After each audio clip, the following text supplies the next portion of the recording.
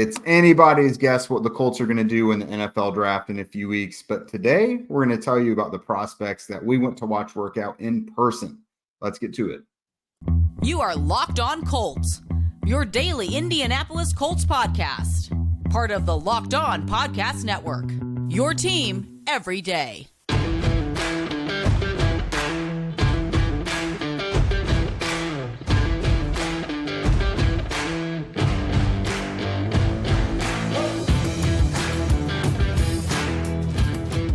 All right, what's up? Thanks for tuning in and making us your first listen of the day. This is your daily podcast covering your Indianapolis Colts, part of the Locked On Podcast Network, your team every day. And today's episode is brought to you by Gametime. Download the Gametime app, create an account, and use code LOCKEDONNFL for $20 off of your first purchase. What is up, everybody? As you can see, everydayers, we have company today, so be good. Joining me today is most of the rest of the Horseshoe Huddle crew. We got Andrew Moore, Shad McGinnis, and Drake Wally. So we have been fortunate enough to make the rounds this pre-draft season. Shad and I were actually out at the Senior Bowl. Andrew, Drake, and I were at Notre Dame. Andrew and I went to Toledo. Shad went to LSU, and I was also out at Western Kentucky. So plenty of significant players to talk about today, and we're just going to kind of go over some of those guys. There's a pair of receivers that have really stood out, a couple of cornerbacks as well. And then, as we all know, there's always the sideline players that make their way into day three for the Colts. A lot of guys who I think it's going to be stump the truck a lot of the time with some of these guys on day three. We've heard a lot about how day three of the draft is going to be just kind of who's guess, you know, because there's so many guys who've transferred schools, guys who have been in college 5-6 years. They still have the COVID eligibility. So we're going to kind of talk about some of those peripheral players as well. But again, everybody, welcome to the show. Thanks for joining us today. Let's go ahead and talk first about a pair of wide receivers, Brian Thomas Jr. and Malachi Corley. So, Shad, you were our boots on the ground there at LSU. Why don't you go ahead and tell us a little bit about how Thomas stood out? Yes, Brian Thomas was there in support early on for his teammates, you know, Malik Neighbors and a couple of other guys who actually did some of the testing that they wasn't able to do at the combine. And even things like that, little things like that, how you support your teammates, how you engage them with them are things I think the coach look at as well. You know, a lot of teams may overlook things of that nature, but I think it just shows how passionate he is and the type of rapport that he has with his teammates. You know, some players are off to the side or spending time with their families while other guys are testing, but he's engaging full-fledged. You know, he's hyped up. He's celebrating with Malik Neighbors after he runs his 40, and that was just early on, you know, before he actually got on the field and showed some of the things he can do. I mean, we know about Brian Thomas. He's nearly 6'3", nearly 210 pounds, 4'3", 340. And all of that was on display. He was one of those guys that actually plays. It's the same way as he tests. You know, he's not one of those guys where it doesn't show up on film. The speed is there. The size is there. He looks a lot bigger in person. But the things I was looking forward to the most was, do you feel his presence when he's actually on the field? You know, some of those guys that has that size, they disappear when you get a chance to watch them in person. And Brian Thomas didn't do that. He rose to the occasion. He ran several routes, which was a big part of his game. He didn't get a chance to run a lot of variation of routes when he was at LSU. So, you know, Malik Neighbors was the guy who was asked to do the bulk of the heavy lifting from a route runner perspective. So a lot of people and a lot of teams wanted to see that from Brian Thomas, and he displayed it. He ran corners, posts, digs, comebacks, and he showed excellent hands, excellent bursts off the line of scrimmage, the size, the acrobatic catches. All of it was on display in his performance at LSU. I walked away really impressed, and everybody probably knows how high I was on heading into that. And Drake and Andrew, whichever you want to take it first, you know, Thomas is one of the most commonly mocked receivers to the Colts at 15. You know, you've got your Xavier Worthies, A.D. Mitchells, guys like that. But Thomas just is very Coltish. You know, he's got the great Raz. He has the size, athleticism. His play style is what the Colts are really looking for. So what's your vibe? Is that one of your primary receivers for the Colts there at 15? Is that who you're really looking at? I think so. I think when you're looking at Brian Thomas Jr., I think you put him right up there with Xavier Worthy as probably the top two options, top two realistic options for the Indianapolis Colts there at the wide receiver position, at least in the first round. He's got the size. I mean, 6'3", over 200 pounds, 4'3", 40. Like he's the deep threat that this Colts team wants, but he's not just a deep threat. I think everyone sees, Brian Thomas Jr. making all these highlight plays, catching all these deep balls from Jaden Daniels, the 17 touchdowns to lead the SEC, and you think that might be all he can do. But when you really dive into the film, you can see the different nuances that Brian Thomas Jr. has to his game, the ability to work over the middle, the ability to take the ball and use his athleticism and create yards after catch. Just because LSU didn't ask him to do a lot of that stuff, because as Shad said, Malik Neighbors was really the receiver that was carrying the load. Just because they didn't ask him to do that doesn't mean he can't do that. And I think he's shown that through this pre-draft process, really answered a lot of those questions. And the more you watch him on film, the more you can see, all the tools are there for Brian Thomas Jr. to really develop into a great all-around wide receiver and a potential wide receiver one in the NFL. The athleticism is there, the hands are there. He might need to work on some of his contested catch stuff. That was something that showed up on film to me, but hey, you're getting a guy that has all the tools there that you can really mold, especially in the Colts situation with Reggie Wayne, working with Reggie Wayne to teach him the nuances of the game, the route running aspect in the NFL. I mean, putting him in the right situation, the sky's the limit for Brian Thomas Jr.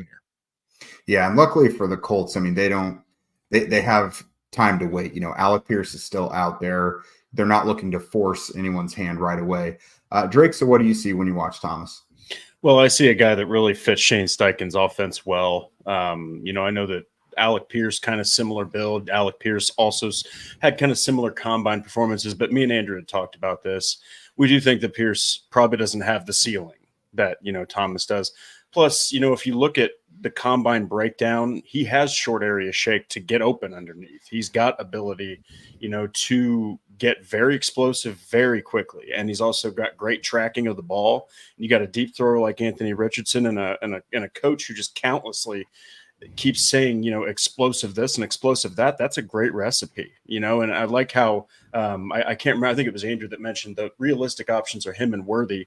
I think that you're getting, a guy that's got length. I think that he's got ability to get the deep balls to really open up the underneath stuff for the offense, but also he blocks. He gets down the field and he puts in a lot of effort. And Shad mentioning, hey, this is a guy, do you want to feel their presence? What are they doing? The Colts value stuff like that. They value that effort stuff. It's great to have a receiver that puts up numbers, but when push comes to shove, you want a guy who's going to do everything. And the Colts kind of have that with Pittman. They've got that with Pierce, and they can absolutely also have that with Brian Thomas Jr. Yeah, Zach and I talked about that the other day when discussing, what kind of receiver they really need. Like, I don't want to call Pierce a one-trick pony, but like he is a specialist at what he does. He's a vertical threat, and plus he's a great blocker as well, but he's not got the well-rounded game. So if you bring in one of these burners, it can't just be another downfield specialist. It's also got to be a guy who wins his matchups quickly, gets open right away. He can create yards after catch.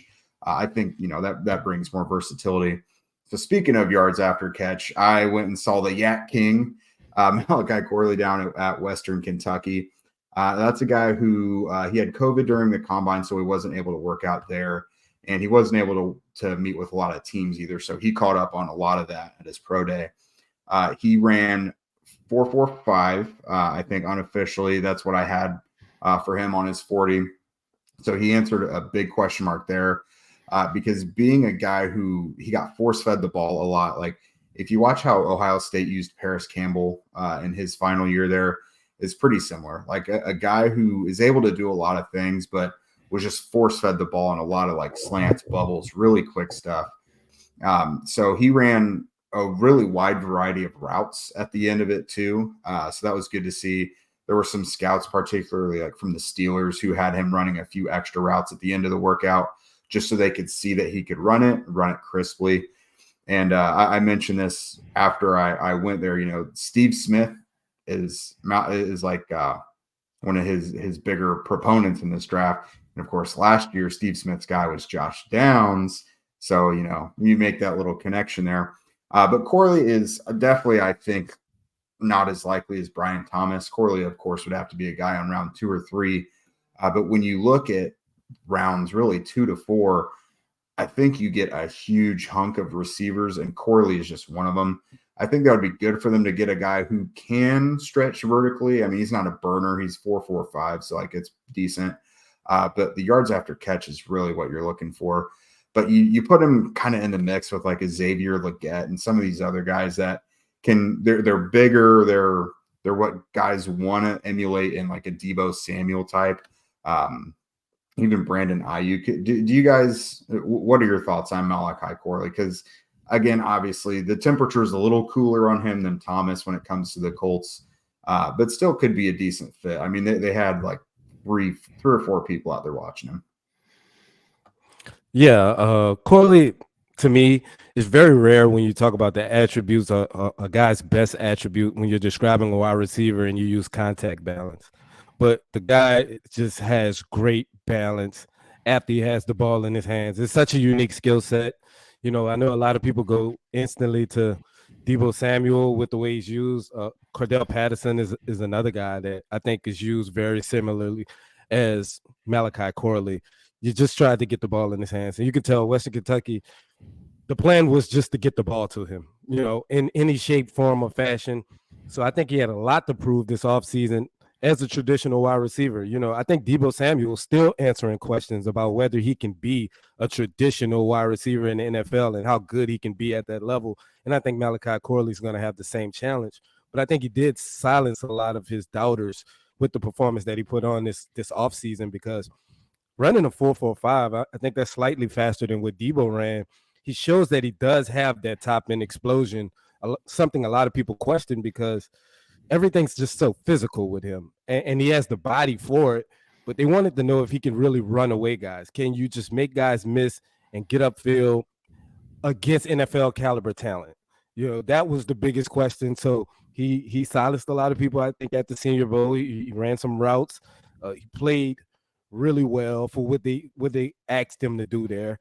He didn't show off an extensive route tree, but he showed a lot more than what he was asked to do in college. And I think that was important for him. But as far as what I think of him as a talent, man, just get the ball in a guy like that's hands. And I think that's what Shane's primary focus would be with a guy like that, is to find different and unique ways to get him the ball. Probably what we saw a lot in training camp and what we thought Isaiah McKenzie was going to be for this team is probably more likely what you will see with Malachi Corley, because I think he can fill a role like that and actually expand it as he grows within the offense. Yeah, and I think with the new kickoff return rules, that helps having a guy like that as well. Like actually maybe a boost in the kickoff return numbers. But Andrew and Drake, what do you guys? I don't know if you guys have dug into Corley much, but just looking at a guy who's more yak than he is vertical, like how do you think that fits into this offense? Yeah, I think it's I do think that with a guy like Malachi Corley, the situation that he is drafted into is really going to matter, because if he is asked to do something like to be a traditional wide receiver all the time, I don't think you're going to be able to maximize his talent. It's going to take a good offensive mind like a Shane Steichen, a Kyle Shanahan, Sean McVay, a guy that really wants to put their players in the best position to succeed and uses their strengths to really accentuate their game. So I like what Shad said, kind of put him in that Isaiah McKenzie role, be not necessarily maybe strictly a gadget guy, but you can use him on a lot of misdirections, a lot of end arounds, but you want to get the ball out to him quickly and let him go to work. That's what he's best at. The Colts definitely struggled last year in creating yards after catch, so it would certainly be an area of need and something that I think the Colts would be able to use really well, considering you're having that +1 quarterback game where you've got Anthony Richardson, Jonathan Taylor there in the backfield. You can use a lot of misdirection stuff to get the ball out to Malachi Corley and let him go to work. So it's maybe not the traditional quote unquote explosive threat that you might think the Colts might add, but I think he could open up a lot of explosive plays depending on how you use him. And I think I would trust Shane Steichen would be able to use Corley's talents to really help open up this offense and just overall make it more dynamic. Yeah, and it kind of going based off of what Andrew said, there's different forms of explosive. Obviously Brian Thomas, he's, a burner, he's a vertical guy, he's a downfield threat. He can do other things as well, but Malachi Corley runs a slower 40-yard dash. He's not as explosive as far as like acceleration or speed, but where he gets those yardage or where he gets that yardage is from being elusive. It's from finding, really good spots to catch the ball, sitting down in the proper spots when it's zone and, getting separation, in man coverage. And so I think it's going to also kind of like Andrew said, the situation is going to be big. It's going to really help him if there's a couple of playmakers. And, hypothetically, if it's with the Colts, you've got Michael Pittman out there. You've got Josh Downs out there. And yes, Alec Pierce still does serve a purpose, even when he's not out there, catching consistent passes. You're going to open up things for a guy like Malachi Corley, and it can't be stressed enough. Shane Steichen knows what the hell he's doing. I mean, the guy did a fantastic job with very little. I think that he could really maximize a guy like Malachi Corley's talents, or someone that's like Shane Steichen, kind of like what Andrew said. Yeah, this offseason is kind of telling us they're putting a lot of eggs in that Shane Steichen basket for this season. But coming up, we're going to go to a couple other pro days that we attended and talk about the corners. Did you know that even if you have a 401k for retirement, you can still have an IRA? Robinhood has the only IRA that gives you a 3% boost on every dollar you contribute when you subscribe to Robinhood Gold. But get this, now through April 30th, Robinhood is even boosting every single dollar you transfer in from other retirement accounts with a 3% match. That's right, no cap on the 3% match. Robinhood Gold gets you the most for your retirement thanks to their IRA with a 3% match. This offer is good through April 30th. Get started at robinhood.com/boost. Subscription fees apply. And now for some legal info. Claim as of Q1 2024 validated by Radius Global Market Research. Investing involves risk, including loss. Limitations apply to IRAs and 401ks. 3% match requires Robinhood Gold for 1 year from the date of first 3% match. Must keep Robinhood IRA for 5 years. The 3% matching on transfers is subject to specific terms and conditions. Robinhood IRA available to U.S. customers in good standing. Robinhood Financial LLC, member SIPC, is a registered broker-dealer. All right, that was a lot of talking. So next, Andrew, we're going to head east from Indy over to Toledo. Of course, Quinyon Mitchell did not work out at the Toledo Pro Day. He did not need to. The dude aced every step of the pre-draft process. Started out being arguably the best player at the Senior Bowl. Shad, you can back me up on that one. And then at the Combine, had a great workout. He was bigger and faster than Terrion Arnold. So by that point of Toledo's Pro Day, he was basically like, what else can I do to stamp myself as CB1? And by this point, you could probably make a pretty good argument. So Drizzy Drake, we'll go ahead and start with you on this one. What are your thoughts on Mitchell? Because that's the most commonly mocked guy at 15 at the Colts. Well, I think that, it's starting off with the size. I think that he's that Gus Bradley type of corner. He's got elite athleticism. I mean, you look at the RAS score, it fits, the Ballard archetype. But really, it's also you're getting yourself a guy who is going to be a starter potentially right out of the gate. You're getting yourself a guy who can play all the types of coverages. He's very well-rounded. I do think that obviously there's going to be room to grow, but you're putting him, if he goes to the Colts, you're putting him with Juju Brents, you're putting him with Dallas Flowers, who I still think people might be forgetting about. He actually had a pretty good run there before he got hurt. You're putting him, with Kenny Moore, and if they do decide to bring in a veteran in free agency, you're putting Mitchell in a decent situation to succeed. Now, will he go to the Colts? That's the big question. I think that he's the most likely option, at least at the highest point of cornerback. But yeah, I think that he would be an absolutely outstanding addition. It's just really a matter of how quickly will his feet hit the ground at the pro level. Take it away, Shad. You saw him down at the Senior Bowl as well. Yeah, man. Quinyon Mitchell, He probably the guy who rose his stock the most this offseason. Honestly, arguably at any position. This was a guy that he was barely scratching the surface as being a round one pick probably when he played this last collegiate game. And ever since then, he just dominated. He went to the Senior Bowl. I believe he gave up one catch, maybe in one-on-one. I believe to even Roman Wilson or Ricky Pearsall. I can't remember which one of those guys, but he was just flat out dominant. All the people that had the questions about his level of competition because he was at Toledo, he answered all of those. He matched up with every receiver pretty much at the Senior Bowl, and he more than held his own. Him working out and performing better than Terrion Arnold at the combine, a guy who I had as my cornerback one, before this offseason process really got underway, was a big for him, to prove to people that, okay, I did it against good competition at the Senior Bowl, but now I'm going to perform with my peers and out-test them in basically an even environment. When you all place us in the same environment, I'm going to stand out. I'm going to solidify myself as the guy. But as far as him as a player, I actually think he's so talented. The minute he walks into Indianapolis, if he's drafted, he's the best outside corner on their roster immediately. And I'm a guy that's high on Juju Brents. I think Juju Brents is really talented. Quinn Mitchell just has the ability to be special. Toledo used him mostly in off coverage, but he showed that he can play press man at the Senior Bowl. He played press man pretty much in every one-on-one, 1v1 drill, I'm sorry. And he performed exceptional. The foot speed, he doesn't get beat deep. He has the ability to get physical at the line of scrimmage, get in your hip, mirror and match the receiver on pretty much any route that's thrown his way. I think he's also good in zone coverage. I like his eyes. The ball skills is obviously there.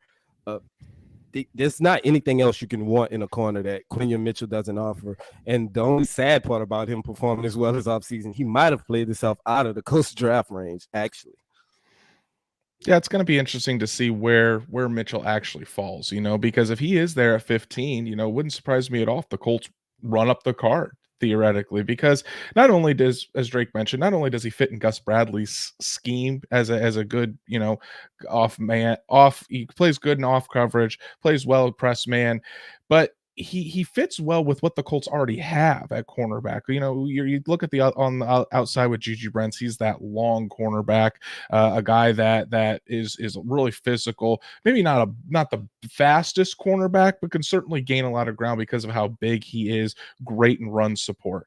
Quinion Mitchell is a guy that 6 foot, 200 pounds or so, but that 4.3 speed, he's the guy that you're going to be able to stick on those burner type receivers, and you don't have to worry about it. And the play that really sticks in my mind last year was, and I know it was it didn't help that the coverage broke down with the safeties, but in that week 18 game against the Houston Texans, where Nico Collins just took off from Juju Brents last year, and they weren't able to keep up.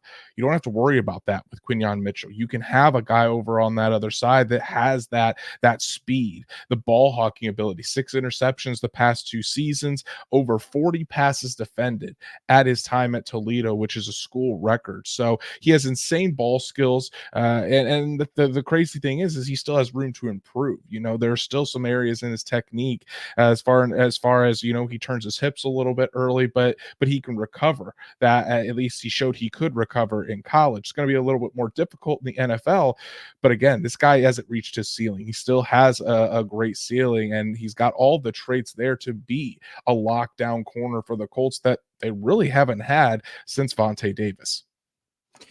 Yeah, and man, it's crazy because you look at the receiver talent in this draft, and it's really, really deep. And I think the corner talent is pretty top heavy as well, but it kind of starts to peter out around, once you get out of the top 50 or so.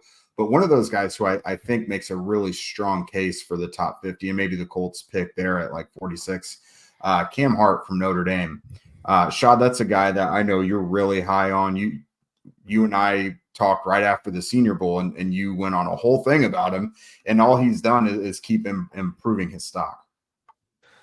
Yeah, man. I mean, a guy that tall, that long, that physical. I know you guys know him well from his collegiate days, but he's built in a Gus Bradley lab, in my opinion. Like, if Gus Bradley could design a cornerback, it would be Cam Hart. the guy, hearing him talk, I heard an interview with him, and he said he wanted to prove that he can be just as quick as the smaller guys that's among his peers. And I think he showed that with some of his testing numbers, and way he moves out there is not of a typical 6'2" stiff cornerback. Those two, that guy alongside with Juju Brents on the outside, will make the Colts one of the most physically imposing cornerback rooms instantly. I know Cam Hart may not start day one like a Quinyon Mitchell is, but the group of young talent that's on the Colts roster that he'll be able to compete with, I think would only make whoever does win that CB2 battle just that much better, because there's a group of young guys between Juju, Dallas Flowers, Jalen Jones, Cam Hart. He would fit right in with those guys. But I think physically he has the higher ceiling because of what he can do physically as a cornerback. Some of those guys just can't do, because you're not 6'2", plus 200 pounds with over 32-inch arms. All traits that the Colts value at a high level. And I know if Gus Bradley had any say in the matter, I think Cam Hart would be an Indianapolis Colts if there was anything he can do about it. Yeah, and Drake, we were there for Cam Hart's workout. It didn't even look like he was going to work out at first, but the guy, got loosened up, and he went out, and he was probably the first or second best player on Notre Dame's field that day. Yeah, and seeing him in person, kind of going back to what Shad said, he truly is the perfect fit for Bradley's defense, because you're talking about 6'3", you're talking about 200 pounds, you're talking about the long arms, you're talking about freaky traits. Now, he movement and just like outright speed are a couple of different things, because Juju Brents pretty much ran the same 40-yard time as Hart. So you're not looking for Hart to go out there and cover your speedy receivers. But look, if you're looking for like a physical man-up guy, you're looking for a zone-type corner, I think he could potentially be a steal, if he's picked in like round 3 or something like that. But yeah, I think he would be a great fit for the Colts. And I think NFL.com has good backup with the potential to develop into a starter. You know what? If the Colts got Cam Hart for that, that'd be exactly what they need. So I think that he would fit perfectly. And there's a bunch of defenses in the league that could probably use a guy like that. Yep. Andrew? Well, the thing that I was really watching with Cam Hart at his pro day were his hips. How quickly can he turn his hips and get upfield, and seeing him at field level, all my concerns about that went right out the door. He's a very long strider, so he covers ground very quickly. He's very fluid with his hips, can really turn, and if a receiver starts to gain ground, that's huge to be able to stay with that receiver.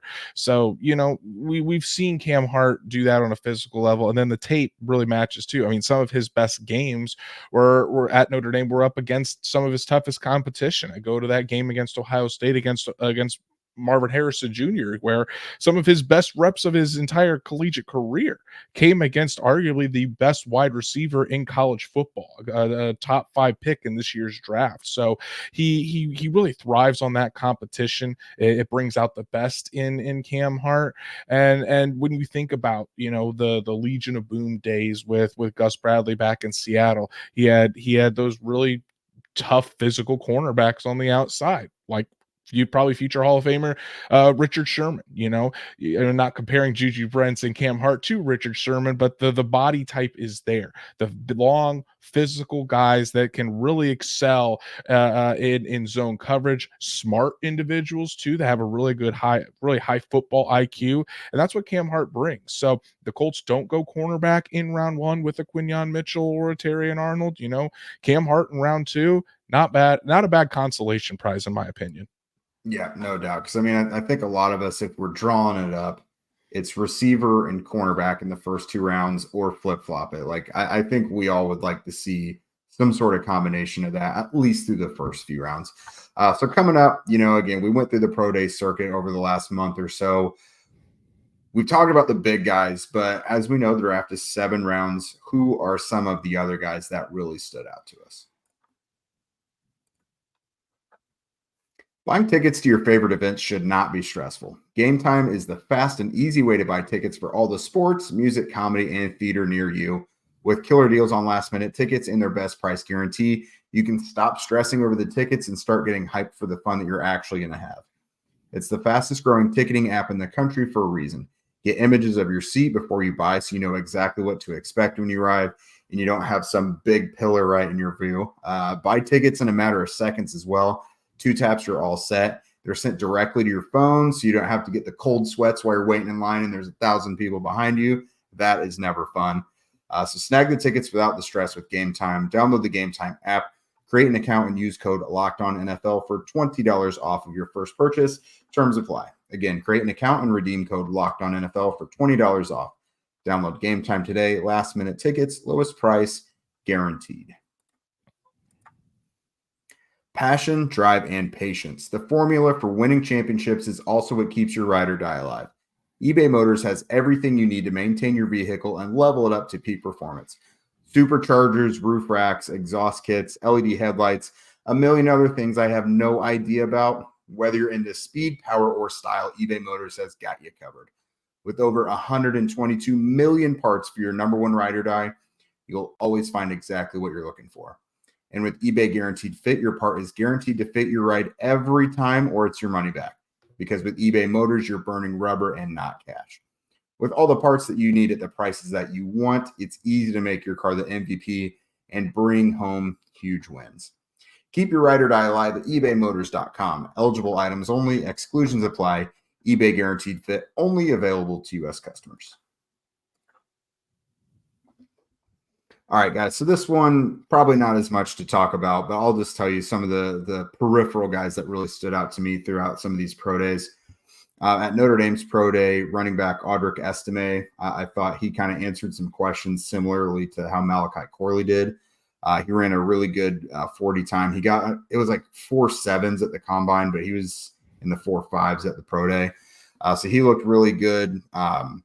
His running back coach put him through his workout, and I thought they did a good job showing all of his strengths and showing some traits that could make him a 3-down back.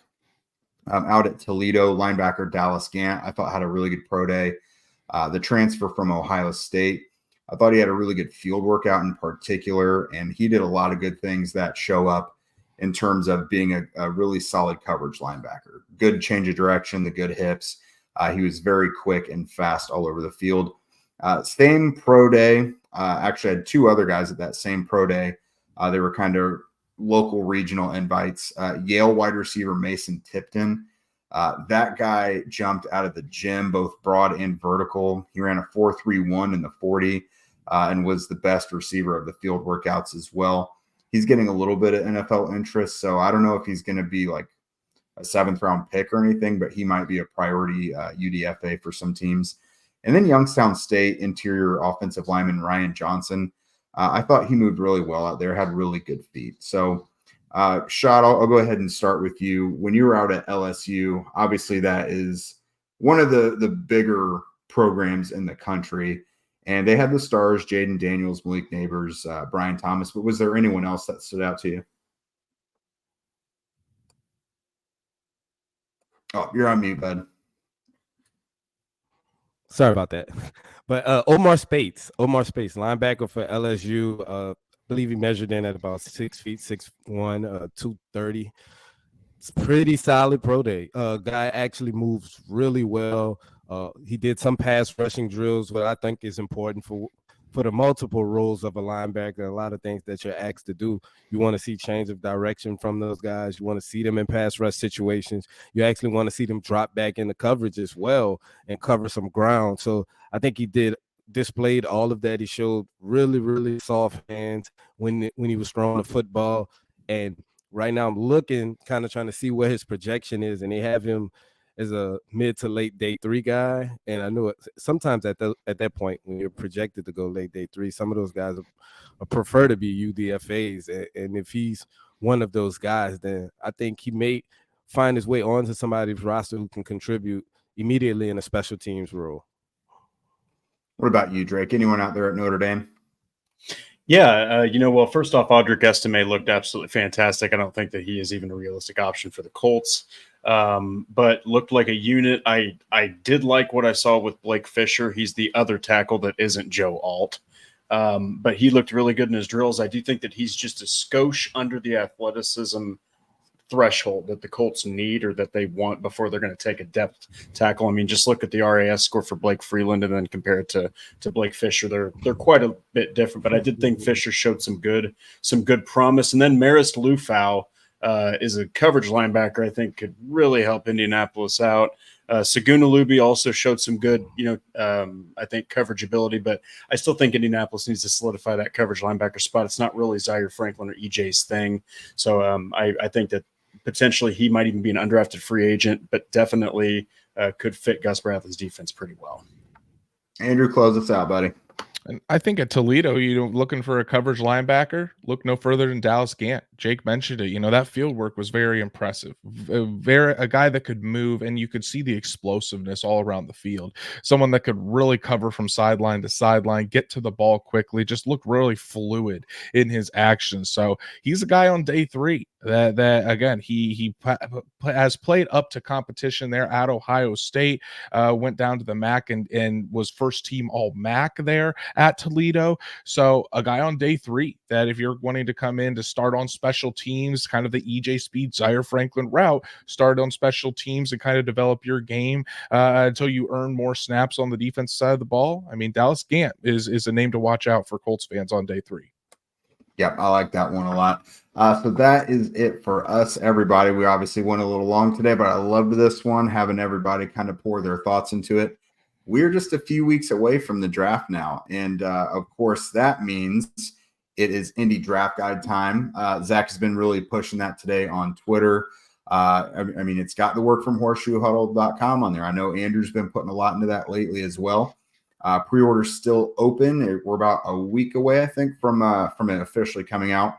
So still for now, $8.99, code DRAFTMAS, DRAFTMAS.